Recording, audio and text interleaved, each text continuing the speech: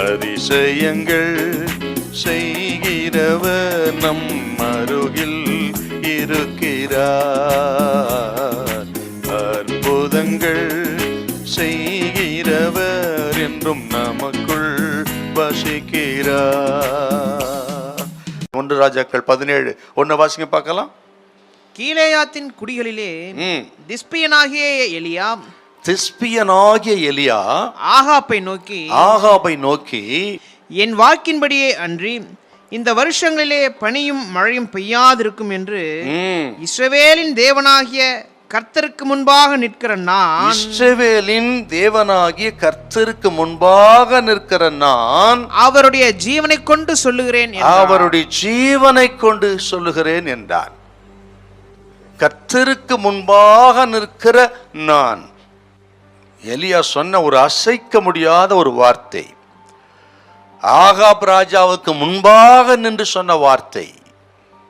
அந்த சூழ்நிலை பார்த்தீங்கன்னா 6 மாதம் மழை இல்லாமல் வறட்சியா இருக்கிறது.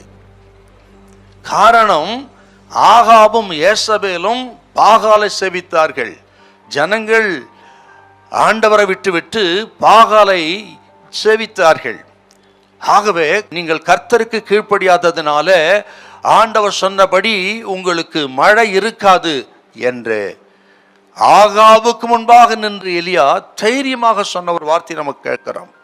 எலியா சொன்னபடியே ஆண்டவர் அதன் பிறகு 3 வருடம் வானத்தை அடைத்தார்.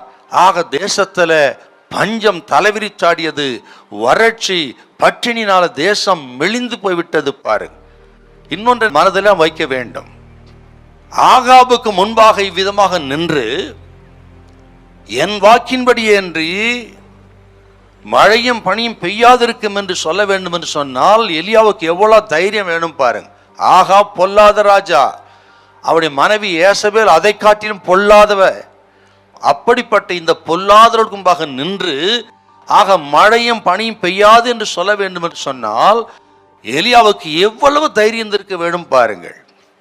ஒன்றை நாம் மறக்கக்கூடாது கர்த்தருடைய பிள்ளைகளே, திடீரென்று எலியா போய் நின்று அப்படி சொல்லிவிடவில்லை.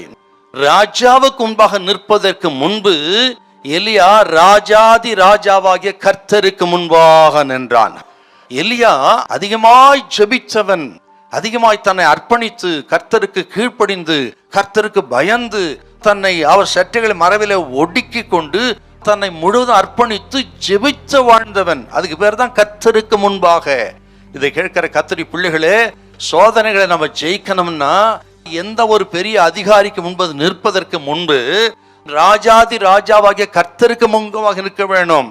அவருக்கு முன்பாக நின்று இயேசுவின் ரத்தத்தினால் உங்களை பரிசுத்தப்படுத்தி கொண்டு சுத்திகரித்து கொண்டு அர்ப்பணித்து ஜெப ஜீவியத்தில் நீங்கள் இருந்தால் இன்றைக்கு ஆண்டவர் சொல்கிறார், எந்த சோதனைக்கு முன்பாக நிற்க முடியும், எந்த ராஜாவுக்கு முன்பாக நிற்க முடியும், எந்த மனிதனுக்கு முன்பாக அதிகாரிக்கு முன்பாக நிற்க முடியும், சாத்தான் எதிர்த்து நிற்க முடியும். அப்பொழுது அவன் உங்களை விட்டு ஓடி போவான். ஹல்லேலூயா, ஹல்லேலூயா.